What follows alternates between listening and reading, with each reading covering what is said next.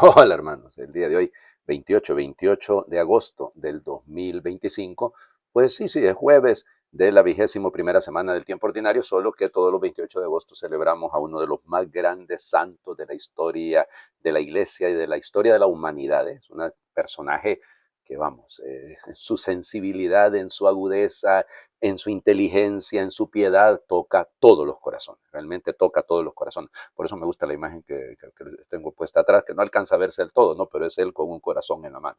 Es un corazón ardiente. Bueno, muy bien. San Agustín de Hipona. San Agustín nace un 13 de noviembre del año 354 en Tagaste, ya sabemos, ayer hablamos de su mamá, ya hablamos de su hermano Navigio, hablamos de su papá Patricio, van a decir, padre, pero yo no lo escuché a usted ayer. Bueno, pues entonces les estoy contando, que resulta ser que Santa Mónica era muy bien formada católica, casada con este señor que era, vamos, miembro del Senado local de la ciudad de Tagaste, que se llamaba Patricio, que era increíblemente violento, mujeriego, adúltero, y bueno, nada. Tuvieron 3 hijos, de la muchachita no sabemos cómo se llamaba realmente, algunos la llaman Melania, otros le dicen Perpetua, pero no tenemos exactamente el nombre. Y murió cuando era pequeña, ¿no? Bueno, pues Santa Mónica intentó educar a Agustín en las cosas de la iglesia desde pequeño, estuvo a punto de bautizarlo en peligro de muerte, pero resulta ser que la influencia del papá era realmente la que le hacía daño. Se trata de un muchachito de esos chispas, ¿verdad? Realmente agudo, buscador, buen estudiante, porque le gustaba mucho la retórica, le gustaba la oratoria, es un buen estudiante, ¿no? Pero, pues muchacho, al fin y al cabo, cae en los placeres, le fascina, ¿no? El teatro le fascina, tiene muchos amigos, busca diversiones y termina embarazando a una muchacha que como no es de la misma clase económica que él, entonces pues no se puede casar. Entonces la vuelve sencillamente su mujer, su concubina, y con ella tiene, 19 años tenía Agustín, 19 años tenía cuando nace a Deodato, pero eso sí, fue muy responsable. Y vivió de alguna manera, en mi pueblo a eso le decimos, en otros lados dicen unión libre, ¿no? Nosotros le decimos amachinado. No me vayan a preguntar de dónde viene la palabra, ¿ok? Pero bueno, y entonces que estaban ahí arrejuntados también dicen en mi pueblo. Bueno, el tema es que se da cuenta que de tanto placer en tanto placer, pues no cae en nada, pues. Y leyendo a Cicerón, entonces la vida le da un vuelco, porque Cicerón, leyendo el Hortensio de Cicerón, eh, se da cuenta, hombre, que los verdaderos valores son otra, la verdad, la justicia, la sabiduría, la virtud, y entonces empieza. Y fíjense, realmente empieza leyendo la Biblia, sí, sí, pero hay cosas que no le gustan, hay cosas que no le cuajan, y entonces se decanta por el maniqueísmo. Y entonces regresa, porque estudió en Cartago, cuando regresa a Tagaste, a su ciudad de origen, pues ahí pone una escuela de gramática, de retórica, consigue a alguien que le apoye en ese sentido. Y bueno, pero se da cuenta que ahí no es la cosa. Vuelve a Cartago. Ya les digo, es un alma inquieta, es insatisfecho y anda buscando ahí la verdad. ¿Dónde está la verdad? Y les digo, vivía insatisfecho también porque el maniqueísmo, vamos, la doctrina de Mani, 2 principios, uno bueno, uno malo, un Dios bueno, un Dios malo, o sea, es decir, esa visión dicotómica que no satisface a nadie, ¿no? Bueno, y resulta ser que entonces cae en cuenta de que mejor se debe mover hacia Roma y se va para el año 382 más o menos se va a Roma con su concubina y con su hijo. Se va a escondidas de la mamá, la engañó, de hecho, y la mamá lo va a buscar a Cartago y él ¡pum!, se había ido para Roma. Bueno, allá lo va a ir a buscar la mamá después, no se preocupen, el tema es este. Pues él pues, vive de la retórica, de la gramática, apoyado también por los maniqueos, pero se da cuenta, aquí las cosas no están funcionando como es. Entonces, cuando todo va viento en popa desde el punto de vista profesional, entonces le dan una cátedra de retórica en Milán. Milanum, Mediolanum, es en ese momento prácticamente la capital del Imperio Romano. Roma ha perdido fuerza por un montón de razones, sobre todo por las disensiones al interno del Senado. Y bueno, y ahí todavía peor le va al hombre, porque empieza las inquietudes, ¿no? Siempre es un buscador. Y entonces resulta ser que le cuentan que el obispo del lugar, que es San Ambrosio, era un buen orador, era un buen orador. Entonces él quiere aprender a ser orador como este. Y se va y lo escucha. Oh, y ahí le cambió la vida. Empieza a darse cuenta que la cosa no era como era. Ya la mamá, ¿cómo se llama? Está en Milán. Doña Mónica, Santa Mónica está orando a la par de él. Y entonces empieza el problema. Porque una voz que le dice, toma y lee. Y empieza el asunto, ¿no? Interesante, ¿no? Miren, fíjense, interesante otro tema. En la medida en la que él se fue acercando a la iglesia, poco a poco, cuando él entra como catecúmeno para ser bautizado, pues eh, él se da cuenta de lo que necesita es una mujer pues, que sea creyente y ella no. Y entonces se va a África, ella regresa a África y ahí termina prácticamente este proceso de relación, digámoslo, en esta parte. Y bueno, empieza a leer más libros de filosofía, de la Sagrada Escritura, los pensadores griegos, empieza a darse cuenta de la manera como viven los ascetas cristianos, los grandes sacrificados y todo. Y ya finalmente, agosto del año 386, la vida le da un vuelco. Ya les digo, ahí es toma y lee. Y empieza a leer las cartas de San Pablo y entonces se topa con aquel pasaje bello de la carta a los romanos, compórtense honestamente como a plena luz del día, no como si estuviéramos en medio de orgías y borracheras, ni entre lujuria ni impureza, ni tampoco de litigios y de envidias. Revístanse de Cristo. Eso le cambió completamente la vida. Bautizado entonces por Ambrosio en la noche de la Pascua del 24 al 25 de abril del año 387, pues desea volver a África, ya lo sabemos, regresa, su mamá muere en Ostia, va con Adeodato, ahí en Tagaste funda la primera comunidad de, llamémosle, ¿cómo le llamamos a esto? Una comunidad de clero secular, de clero pues de sacerdotes que no necesariamente son religiosos, aunque viven de una manera religiosa. Y luego resulta ser que va a Hipona en el año 390, inicios del 391, y entonces está el obispo Valerio, por ahí Valerio dice, necesito un presbítero, y entonces Agustín lo ponen de presbítero delante de él y lo ordenan sacerdote, y de ahí pues quedará como obispo. Sus escritos, madre de Dios, los escritos de Agustín, las confesiones, las retractaciones, el Civitate Dei, la lucha contra el pelagianismo, el tratado sobre la libertad, el tratado sobre la Santísima Trinidad, es decir, vamos, realmente toca todos los campos. Agustín es un genio, Agustín es una persona extraordinaria que realmente escribió bellísimo y sobre todo las confesiones. Yo estaba pensando hoy al final poner una oración de él, pero después me puse a pensar, ¿cómo hacemos para sacar una oración de él? O sea, porque ya les digo, sufre muchísimo, sobre todo al final de su vida, porque es cuando el momento de las invasiones de los vándalos, sobre todo el norte de África, y va a morir un 28 de agosto del año 430.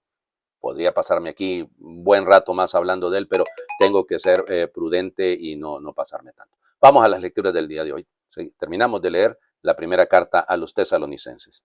Entonces, Primera Tesalonicenses, capítulo 3, versículos del 7 al 13. Hermanos, en medio de todas nuestras dificultades y tribulaciones, la fe de ustedes nos ha dado un gran consuelo.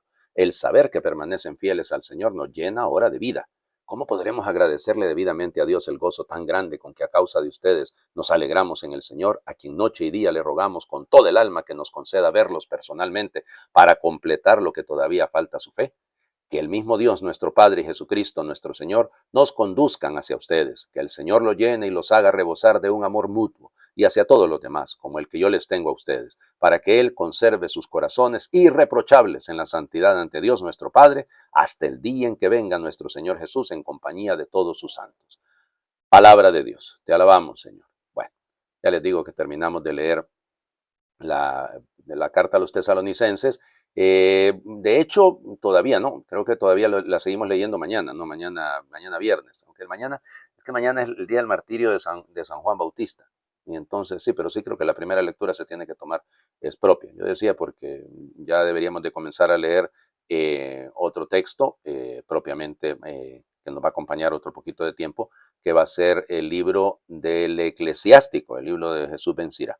Bueno, pero bueno, antes de que lleguemos a eso, ¿cómo termina? Fíjense cómo va terminando esta carta. Entonces va terminando con esto es bonito, ¿no? El enriquecimiento mutuo, si lo piensan. O sea, claro, Pablo ha dado, hablaba como madre, hablaba como padre, todo lo dispuesto que ha estado para dar la vida por la comunidad de Tesalónica. Todo esto es muy bello, realmente es muy, muy bello. Pero ahora fíjense, también él dice, nosotros también nos hemos enriquecido con ustedes, con la fe de ustedes, con la perseverancia de ustedes.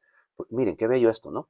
Nosotros, los que estamos al frente de las comunidades, pues somos increíblemente bendecidos. Esto nuestro no es un privilegio cualquiera, se trata de una bendición de parte de Dios. Y créanlo, yo lo digo, yo lo digo y lo digo con muchísima honestidad. Aquí nada de publicidad gratuita, propaganda inútil sería en este caso, porque es por el tema de la propagación de la fe. Pero no, no, o sea, yo lo agradezco infinitamente. La gente me educa, la gente me forma, mis fieles me educan, mis hermanos me educan, mis hermanos sacerdotes me educan muchísimo. Es eso, ¿eh? Eso es parte de ser iglesia. ¿Qué nos une? Porque Pablo está pidiendo poder volver donde ellos para completar lo que le falta a la fe de ellos. Y Pablo dice, bueno, pero mientras tanto, la oración. Claro, es decir, no siempre podemos estar junto a todas las personas que queremos, no siempre podemos tener a todos juntos para evangelizarlos. Bueno, pero sí podemos orar por ellos. Y eso es fundamental en cualquier comunidad creyente, el hecho de podernos encontrar en la oración. Que oren ustedes por sus sacerdotes y nosotros oramos por ustedes. Eso es parte del asunto. ¿Para qué? Aquí viene, a mí me parece eso. Para que Él conserve sus corazones irreprochables en la santidad ante Dios. Eso es lo que hay que pedir siempre, la santidad. Hay que pedir la santidad los unos de los otros, pedir la fuerza para que nos mantengamos sin mancha ni arruga. Bueno, lo de la arruga no significa las arrugas, porque ahí sí se ocuparía entonces mucho botox. Pero digo, no, es que necesitamos esa santidad. Necesitamos pedirla para todos. Vamos al Evangelio. La versión mateana de un Evangelio que hemos leído hace 3 domingos, solo que en la versión de Lucas. Mateo capítulo 24, versículos del 42 al 51. En aquel tiempo Jesús dijo a sus discípulos, velen y estén preparados porque no saben qué día va a venir su Señor. Tengan por cierto que si un padre de familia supiera a qué hora va a venir el ladrón, estaría vigilando y no dejaría que se le metiera por un boquete en su casa. También ustedes estén preparados porque a la hora en que menos lo piensen vendrá el Hijo del Hombre. Fíjense en un servidor fiel y prudente, a quien su amo nombró encargado de toda la servidumbre para que le proporcionara oportunamente el alimento. Dichoso ese servidor si al regresar su amo lo encuentra cumpliendo con su deber. Yo les aseguro que le encargará la administración de todos sus bienes. Pero si el servidor es un malvado y pensando que su amo tardará, se pone a golpear a sus compañeros, a comer y a emborracharse, vendrá su amo el día menos pensado, a una hora imprevista, lo castigará severamente y lo hará correr la misma suerte de los hipócritas. Entonces todo será llanto y desesperación. Palabra del Señor. Gloria a ti, Señor Jesús. Bueno, ya les decía, ¿no? Hemos leído, ¿se acuerdan? Esta versión de Lucas, en la versión de Lucas, pero hace 3 domingos atrás. 3, 4, 3. Bueno, igual, ya se me olvidó. No olviden, ya el tiempo a mí se me va fácilmente. Bueno, ¿qué es lo que dice el texto? Entonces, los elementos fundamentales, porque yo creo que aquí lo que cuenta es precisamente que nos quedemos en eso. Lo primero es la imagen del, acuérdense, del gregorantes, el gregorio, es decir, el que cuida, el que vigila, el que está atento. Entonces, gregoreite, velen, estén despiertos, porque en el momento, en la hora, así se dice en griego, se dice, la hora, en el momento menos oportuno, más bien en el oportuno, ¿no? Viene el Señor, Él regresa, Él ergetos, Él regresa, ergetai, Kyrios Gimón ergetai, Él regresa, Él vuelve. Claro, la venida del Señor es inesperada, ¿no? ¿Se acuerdan que lo hemos platicado? No es, lo hablábamos este domingo pasado, ¿no? Cuando decíamos el tema de no es el cuántos nos vamos a salvar, ni cuándo viene el Señor. Aquí el tema es que estemos vigilantes y que estemos como, si vuelve a aparecer, ¿no? ¿Cómo se llama? El oikodespotés, ¿se acuerdan? El dueño de la casa, el dueño, el déspota, oikos, el dueño de la casa. Cuando, pues hombre, si el dueño de la casa supiera qué hora lleva el cleptos, bueno, la cleptomanía, ¿no? O sea, eso de ser un ladroncito, de un montón de cosas, el cleptos, si supiera cuándo viene él, pues hombre, estaría vigilante. Y fíjense, pero lo interesante aquí de Mateo es que el término que utiliza no es el de vigilar, el solamente del estar atento, sino el término que utilizan los militares. O sea, el que utilizan en las vigilias los centinelas, piensen en las ciudades que estaban ahí. Ojo al Cristo. vigilando en la noche por si aparecía alguien y quería abrir una brecha en el muro de la ciudad, y lo que sea, ¿no? Y entonces por eso, pues, el forzar, eso es el bien, el filaque sería esto de estar vigilante, de estar en el turno de la noche. Bueno, y ya le digo, es que nuestra vigilancia no puede, eso es uno de los riesgos que corremos siempre, ¿no? Creer que están seguros, yo voy bien, he superado esto, me confesé, vengo de un retiro. No se confíe, no se confíe. Se lo recomiendo, no se confíe nunca, porque el diablo como león rugiente anda buscando a quien devorar. Resístanle firmes en la fe, dice el apóstol Pedro. Claro, es que el diablo como un león rugiente, ahí anda buscando a quien caerle encima. Y por eso tenemos que estar vigilantes. La vigilancia es una actitud permanente, porque hay que estar, ustedes estén preparados, porque a la hora que menos lo piensen, viene, ¿no? Usted está pensando, no, señor, tarde, no va a venir ahorita. Por eso, tomó y estar listo, estar preparado. Hay que estar listo porque no sabemos el momento en el que Él viene. Y por eso la imagen del fiel, ¿se acuerdan? ¿No? El siervo fiel, el dulos kai fronimos, es decir, el que es no solo fiel, opistos dulos kai fronimos, es decir, el que es fiel, pero al mismo tiempo es prudente, es sensato. Este doble equilibrio es fundamental, ¿ya? Y nosotros necesitamos eso, necesitamos la vigilancia, la prudencia, la fidelidad, en todo momento. Estas tres características yo creo que son fundamentales en la vida de un cristiano. Y es eso lo que nos propone el Evangelio de hoy. Estar atentos. Hombre, no descuidarnos, no confiarnos, ser prudentes. ¿Para qué te vas a poner en riesgo cuando, hombre, no, no, no? Si ya sabes que ahí flaqueas, ahí pues esa parte, el niño llorón y lo pellizcan, entonces no, no, no, mejor no.